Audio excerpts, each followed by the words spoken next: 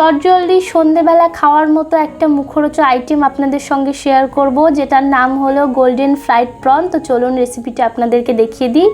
এই যে এখানে 250 মতো চিংড়ি মাছ নেওয়া হয়েছে। চিংড়ি মাছের লেজাটা ফেলবেন না, লেজাটা রেখে দিয়েছি, দেখতে ভালো লাগবে আর লেজাটা ধরে ব্যাটারে ডোবানো হবে। যাই হোক, খোসাটা ফেলে দিয়ে মাথা বাদ দিয়ে পরিষ্কার করে ধুয়ে পেটের দিকটা একটু চিড়ে চিড়ে নেবেন, না হলে ভাজার সময় মাছটা কিন্তু বেঁকে যাবে।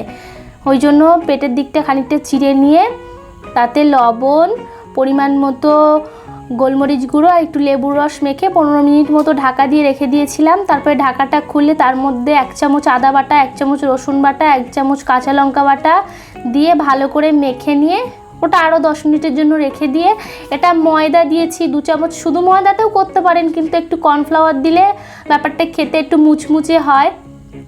2 চামচ ময়দা, 2 চামচ কর্নফ্লাওয়ার, একটু বেকিং পাউডার, 1 চামচ না সরি অল্প পরিমাণে লঙ্কার গুঁড়ো, পরিমাণ মতো স্বাদ অনুযায়ী লবণ আর একটা ডিম দিয়ে ভালো করে মেখে নেব। ডিমটা দিয়ে মেখে নেওয়ার পরে যতটা পরিমাণে জল সেটা দেবো, নাহলে আগেই জল দিয়ে দিলে ডিম দিলে ব্যাটারটা বেশি ঘন পাতলা হয়ে যেতে পারে। এই যে ভালো করে দেখুন, এরকম মোটা একটা ব্যাটার হবে, খুব পাতলাও না খুব মোটাও না, এরকম।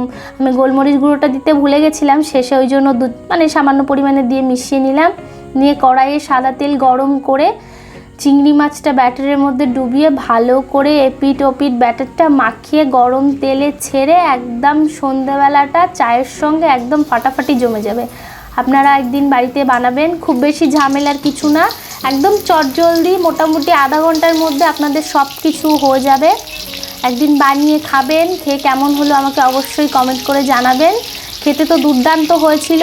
এমনিতেই চিংড়ি মাছটা আমার বুট্টুর খুব পছন্দ, আমার ছেলের খুব পছন্দের, যত রকমের মাছ আছে ও সব রকমই মোটামুটি ভালোবাসে, তার মধ্যে চিংড়ি মাছটা খুব পছন্দ। ওই জন্য আগে বানিয়ে ওকেই আগে দিয়েছি যে টেস্ট করে ওই বলুক কেমন হলো।